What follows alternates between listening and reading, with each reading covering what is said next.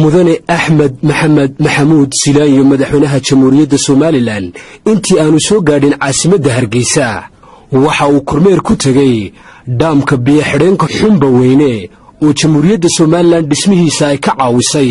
dalka Isutaga Imaaraadka Carabta isagoo madaxweynuhu u kurgalay habsami socodka biyo xidheenkaas oo biyihii roobku buuxiyeen dadka reer Somaliland ee deegaanka ku dhaqana ay ka faa'iideysanayaan iyadoo lagaga bixi doono mashruucanna biyarida ka jirta dalka Jamhuuriyadda Somaliland khubarada gacanta ku haysta biyo xidheenka Xumba Weyne ayaa tafaasiil ka bixiyay halka hawshiisu ay marayso iyo guusha laga gaaray hirgelinta mashruucan mashruucani waa mashruucii ugu ballaadhnaa marka la yiraahdo dhaqaale ahaan inta ku baxday Jamhuuriyadda Somaliland intii iminka aynu xornimadeena dib ula soo noqonay waxa kale oo aan tilmaamayaa dhammaan shaqaalaha ka shaqeeyay marka aniga la igu daro dhowr nin oo walaaladeenna Suuriyiinta Imaaraadka ka yimid mooyaane dhammaan shaqaalaha oo dhan 160 qof bay kor u dhaafeen dhammaan shaqaaluhu Soomaali bay haayeen waxa kale oo iyadana xusid mudan dhammaanba alaabta lagu sameeyay mashruucan lagama keenin dibadda heshiiskaas lagu galay ay la galeen shirkadda Konseer ayaa dhigayay in dhaqaaluhu wadanka galo dhaamkani wuxuu qaban doonaa milyan iyo 800 oo kun oo foosto ayuu markuu buuxa haynaya mashruucani wax environmental disaster oo looga baqayo ama environmentka inuu wax ka bedelo looga baqan maayo waayo dooxi caadigiisii buu isaga soconaya biyuun bayna wax kala hadnay 150 متر بعمق 11 متر فوق الأرض 9.5 متر البحيرة عرضه كمان بحدود 20 متر في المنتصف من الأطراف 15 متر وإن شاء الله الخير فيما اختاره الله ومبروك نقول لكم وألف مبروك وإلى مشاريع جديدة إن شاء الله gudoomiyaha degmada Laaskeel maayirka caasimadda Hargeysa barasaabka gobolka Murudijeex ayaa madasha ka hadlay oo ka waramay muhiimadda uu leeyahay mashruucani madaxweyne halkan Laasteera la yiraahdaa daayeerku uu ku baqti jiray markuu ka talaabay madaxweyne waxa halkan horteena ahayd buuraha la gudboon oo aad u dheer buurtii Ilaahay wuxuu soo diray safiirkeena baashe iyo xukuumadda barakeysan hormoodka ka tahay xaqiiqada jirta marka laga hadlo dalka waxaad u hogaaminaysaa hanaankii wax qabad intaan indhahoodu arkeen waxa uu leenahay indhihiinu arkaan madaxweyne farxad weyn bay noo tahay maanta inaan ku soo raacno dhaamkan oo anfacaya deegaankan dadka ku nool oo dhan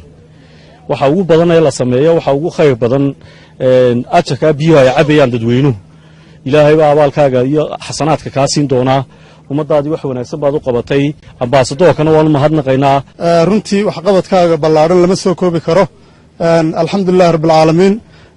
waxa weeyaan mashaariicda horumarineed ee dalkan ka hirgalay ee aad har iyo habeen aad dadaalkeeda aad ku jirto ayuun bay ka mid tahay waxaan u mahadnaqayaa ambaasadorka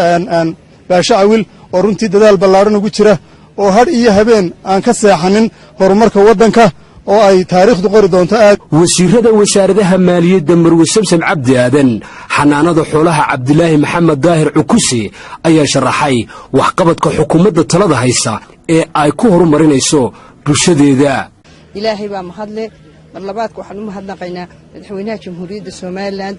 oo horumarka uu inagu hogaaminayo aynu inakuna ku shaqaynayno waxaan kaloo u mahadnaqayaa safiirka inoo joogay Imaaraadka oo runtii intii uu joogay waxyaalo wax ku oolo waxay dawladuhu qabtaan ee ummadaha aynaan inaku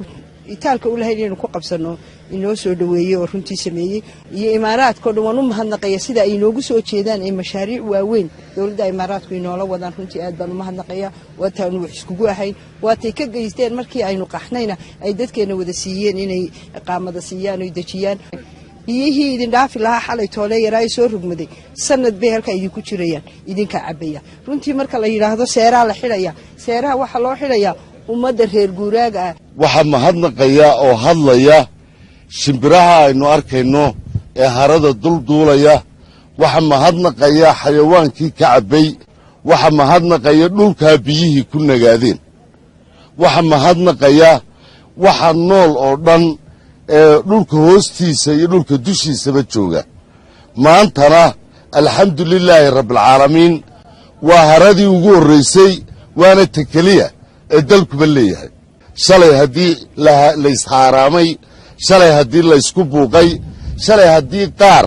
aan inta fog arkaynini ay diidanaayeen in meeshan sidan loo qodo oo ay moodayeen inay madaxweynaha iyo safiirku beer ay leeyihiin samaysanayaan maanta wuu uga tegey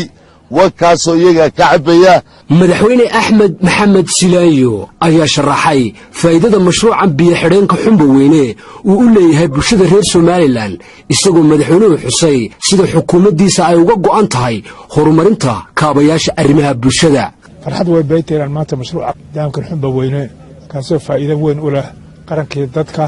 oo aad iyo aad looga faa'iidi doono insha allah aan ka rajaynayo in dalkeen iyo dadkeennu ay aad iyo aad uga faa'idaan ilaahay inoo barakeeyo ilaahay mid khayr qaba inooga dhigo aad iyo aad baa umahadsantihin daambiyoodkan laga hirgeliyey deegaanka xumba weyne waa mid wax badan ka tari doona baahida biyola'aaneed ee somalilan deegaanadeeda qaybo ka mida ka jirta xukuumaddu waxay ballan qaaday mashaariic noocan oo kalea oo dalka sutaga imaaraadka carabta uu ka caawinayo bulshada reer somalilan iyo qaranka jamhuuriyadda somalilan ridwaan caydiid ismaaciil akiid iyo cabdilaahi cali suudi telefishinka qaranka jamhuuriyadda somalilan xumba weyne